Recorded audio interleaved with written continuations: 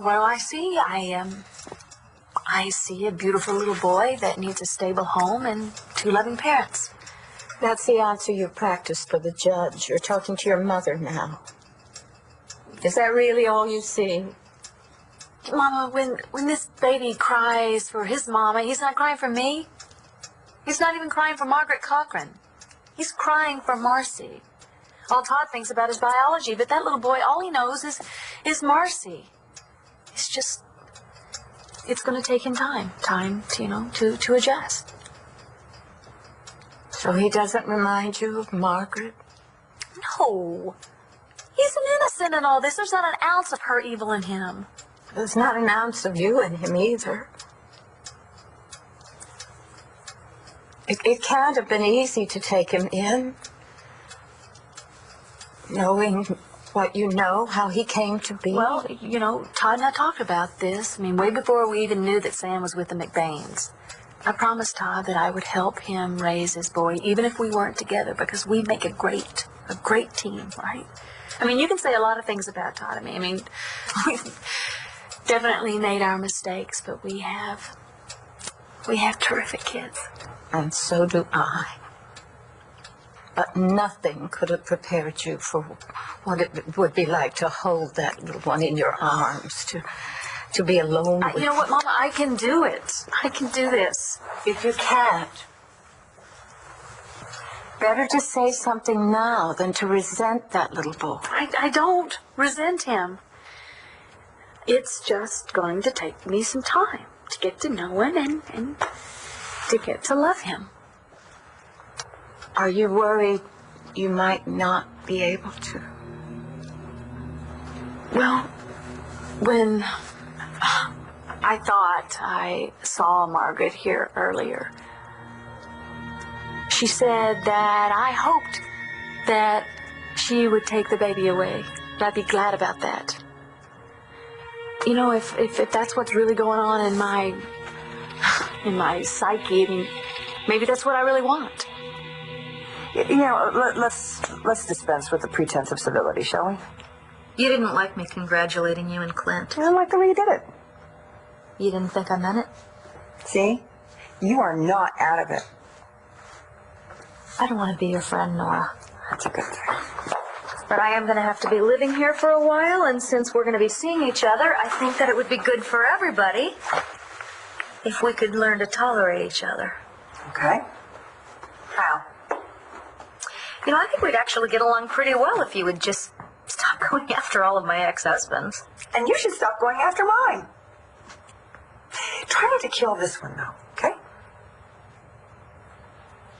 So how did you wind up going out?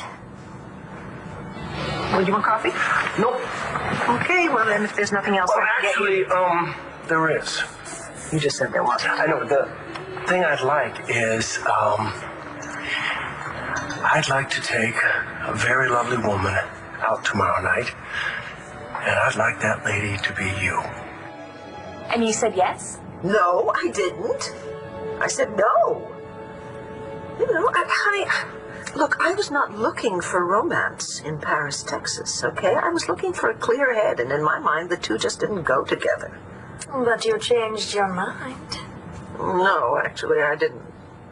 Gigi changed my mind. Well, I am sure that Charlie B was very happy. So where'd you end up going for your first date? Great. Well, you just give it a great big whack. That usually works.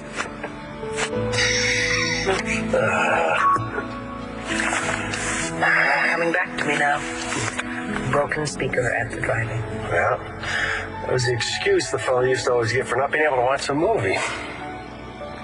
We could always exchange it for one that does work, you know. I've got a better idea. You kiss? No, we didn't kiss. Much better. We talked. We talked and we talked and we talked. He's wonderful. He's very sweet. He's funny. He's smart. Sounds serious. Do you know, it didn't feel serious. It just felt right. Then why didn't you want us to meet him in Paris? Well, that wasn't really an issue. Does he know that you have kids? Yes, he does. Well, what's the problem? I don't know where he is. If you tell Vicky that Jared's your son, there's no way she's going to let him perpetrate a fraud against her children. I wouldn't expect her to. And he'll be disinherited and go to jail. So what other choice do you have but to continue lying to her the way you've been lying to everybody else? It's a rock and a hard place.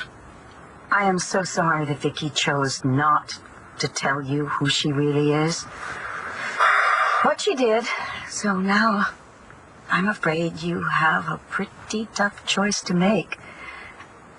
You can either betray the son you're trying to win back, or lie to the woman you've given your heart to. What do you want from me?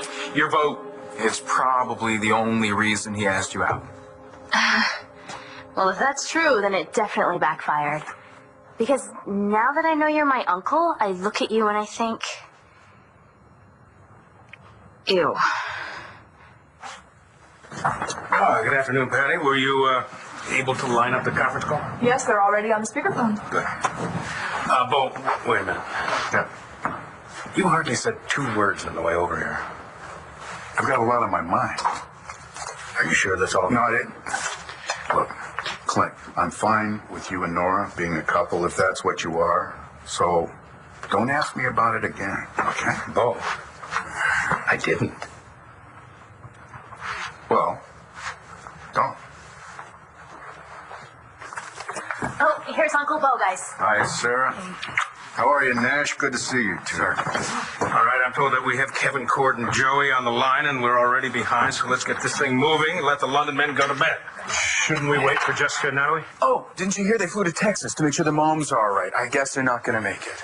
All right, I call this meeting to order. Wait, I think we should postpone until the full board is in attendance. Well, the bylaws define a quorum as a majority of the members, and we certainly have that, although I do appreciate your concern for the rules. Now, let's turn our attention to item 1 on the agenda. Wine. I like. Hey, maybe you should have brought samples, since the only way you're going to push through this is if they're drunk. Why is he allowed to be here? He's not even on the board. Well, as your business partner, he may contribute something to the discussion. That I do, sir. Before we entertain Jared's idea, I'd like to let everybody know that I kept my promise to look into his background. He seems to know everything there is to know about the Buchanans, so I think it's only fair that we know everything there is to know about him. Right, Jared?